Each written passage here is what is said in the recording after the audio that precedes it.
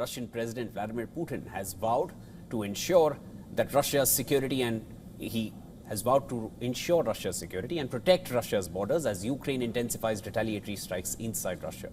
Now, his remarks come amid escalating attacks on Russia's oil refineries and critical infrastructure. Speaking at the United Russia Party Congress, Vladimir Putin acknowledged the challenges posed by Ukrainian drone and missile attacks, but insisted that Russia would overcome them.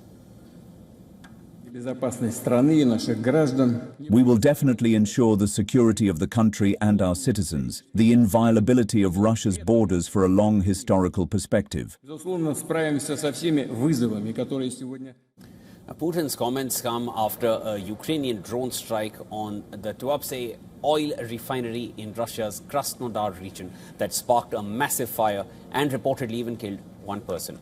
Claiming responsibility, Ukrainian President Zelensky has said that the strike was part of operations aimed at weakening Russia's ability to wage war.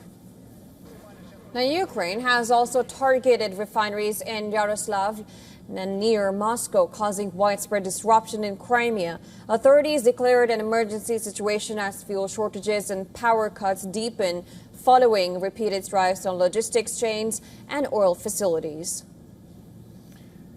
In a separate interview, Putin admitted that repeated attacks on Russia's energy infrastructure created a certain shortage of fuel, but insisted the situation was not critical. Of course, these strikes on our infrastructure facilities are causing problems. That's obvious. We are currently seeing a certain shortage, but it is not critical.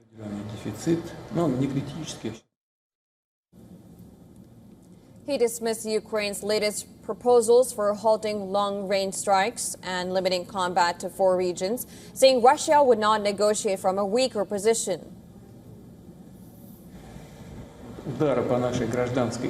Another proposal is to limit combat to 4 territories, meaning to conduct military operations only in Kherson region, Zaporizhzhia region, the Donetsk People's Republic, and the Luhansk People's Republic, while ceasing combat in all other areas.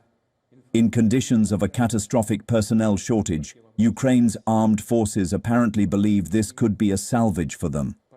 But salvaging the Kyiv regime is not part of our plans. And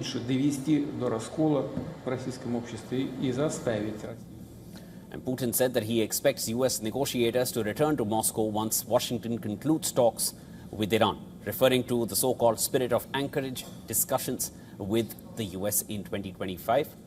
Putin noted compromises were considered, but no formal agreements were reached. He even adds that Russia remains ready to continue discussions with the U.S. on Ukraine and other issues.